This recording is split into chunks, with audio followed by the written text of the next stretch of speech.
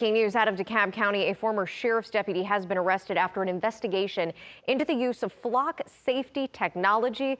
The sheriff's office says Sergeant Kabiru Salawu is accused of misusing license plate data. He is charged with felony violation of oath of office and misuse of license plate data. His arrest, though, comes as questions grow about the use of this kind of technology.